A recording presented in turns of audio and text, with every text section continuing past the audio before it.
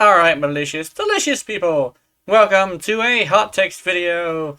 That means, legitimately, it is a opinion video. I do not claim any of these as fact, even though I do believe them. And keep in mind that it is going to be some takes that are not very popular. So keep in mind that I would like the conversation to be civil, because I don't intend to piss people off, but I just know hot takes tend to do that. So, with that out of the way, get ready to comment your hot takes down below and listen to mine as you are writing. So, let's begin. Alright, for the first hot take, there are 6 of these, by the way, so buckle up. Fashion frame is not a waste of money. Sometimes you find a frame you like, and you want to invest more than just mods. Sometimes you just want to show off the frame that you love with your fashion that you spent your hard-earned money on, especially if it's a frame that you want everyone to know you love. After all, it's your frame and your money. Besides, you made sure to pay your bills this month, right? Right? To put a little bit of extension on this besides what I just wrote down, if you pay your bills, if you are not starving, if you have water, and if you don't have to have any debt, you can basically spend your money on whatever you want as long as you deem it worthy. For me, however, there is something about that being worthy of my money, which will be in the future. Stay tuned for that. But before we get into that, let's get into number 2. If you can reach a C rotation in a mission, you beat that mission. There's no need to go on a mission for hours or even level cap. The fact that you can roll a dice on a C rotation is a good sign. Because you can do that, that means that you can get your hands on anything that anybody else can.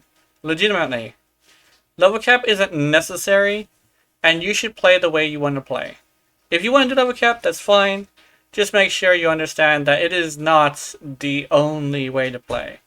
Sometimes you just want to go to C rotation and bail because you already rolled the C rotation. So yeah, there's that one. And yeah, that's probably one of my colder takes. But buckle up, it's going to be a bit more wild from here. Speaking of something wild, here is one that I'm pretty sure may cause a little bit of a stink, so yeah. Ribbons are not worth hundreds of dollars. Period. You might be like, oh, but you can get a discount. Or if you get a bundle. No. If an apple is $5, it's worth $5. But if you get 4 apples and get one for free, does that remove the value of the apple? No, it doesn't. And if you want to know how much money you are wasting on a digital item when used on a weapon, which I have tested, doesn't actually make that noticeable of a difference in power, take the price you paid and divide it by 15. And you'll see how much you actually waste on a digital item that makes no noticeable difference in power, and you have gotten with what is essentially of real life money. Keep in mind, the lowest you can get without bundles is $5 for 75 plat, which is exactly how I ended up getting a hold of this mathematical equation. And if you're curious about how much money you're spending on the game, you can do that with other things as well. Essentially, how much American dollars are you spending on something? How much plat you spent? Divided by 15. And you should be able to get a nice idea of how much you're doing.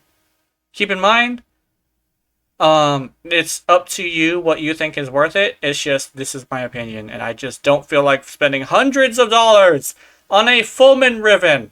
Oh my god, that one actually gave me an aneurysm when I saw it. Not literally, but you know what I'm talking about. Speaking of giving yourself an aneurysm, this is something that I believe, and it actually does sort of make sense when you really think about it. So, unless a bug or an external force is involved, the failure of a frame is almost always completely the player's fault. Some do take more effort depending on your playstyle, A frame could be easily handled by you, meanwhile, you could lack the effort for necessary to get another frame to work. In my case, I do not believe Mag is very powerful, but I believe Ureli is fucking broken, right? And Mag, to a lot of other people, is so broken that it's very, very nice. Well, Ureli just isn't broken enough, and I'm crazy, right? That's a little bit of a tangent, but let me continue with the script. And if it wasn't if it wasn't the case, then it would be impossible for lower tier frames to outperform a higher tier frame. So that's essentially what I just said. It happens all the fucking time. And yes, it's because the player put the effort needed while the other player didn't. Another example is Revenant. Have you seen a Revenant go down? He shouldn't go down if it wasn't for the fact that the player didn't know what he was doing, right? How do you go down as Revenant? It's a spoken chant everybody has whenever you go down as Revenant. It's mostly because the player doesn't have the effort necessary to pull out a full Revenant like situation, right? Same thing with Ureli. If I go and I put enough effort into her, I can outperform a Revenant because I outperform the other player. See how that works? Yeah, so there you go. That one, I hope I don't get too much hate for that one, because that one, no one likes being blamed for failure, so sorry about that. But what I am not sorry about is this take, which I really do believe is a fact. Keep in mind, you can believe something else. I know it's an opinion. It's just I believe this one to be fact the most out of all of these. Tier lists have always been and will always be subject to the individual. One person will have an S rank that is someone else's D or F rank. Essentially what I mentioned in the other one, but essentially it's like my Mag is a straight up F rank, while my Ureli is a straight up S rank. But for you, it could be the opposite, right? And it all comes down to the individual experience. It's why someone could find Mag squishy and weak, and find Ureli to be the tankiest and most powerful frame in the arsenal. I wrote that down. I am an idiot. Let's continue. I'm not going to retake this. So I always completely disregard tier lists as some fool's opinions rather than a fact of any kind whatsoever. That is something I truly believe as fact. Like, yes, this is an opinion piece, but mathematically speaking and scientifically speaking, just because you have a big number that is possible does not mean it's like the best thing ever. Look at Ivara, able to hit damaged cat with a single shot, but because of some reason, being mostly the fact that it's really hard to pull off with it safely, Ivara is just not good. In most cases. Sometimes, you might think she's an S rank. Good on you. Froggy is really nice. Another thing that's really nice is essentially the sixth one, but keep in mind that this one is more subject to my playstyle. But it's something I believe. If a weapon needs a primer, it's a shit weapon. Weapons should stand on their own, and a weapon that doesn't do weapon things without help from a frame, Archon shards, or another weapon is a shit weapon. This is the reason why I say Atamos is better than the Nucor. It's a far better weapon, while the Nucor is simply a better primer. But I don't want a primer, I want a weapon. Specifically to touch upon this one specifically, I made a video about the Atamos and how powerful it was. But I guess I didn't explain enough, or they just saw the video of, oh, he's picking on the Nucor, oh no, oh no, and decided to get all pissy about it. But to explain my reasoning, Atamos does more damage in the beam section, and also manages to do a secondary fire that allows it to transform into a Tonkor. This Toncore mode essentially can take out Acolytes.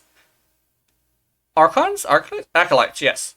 But the thing is, the Nucor cannot do this very well.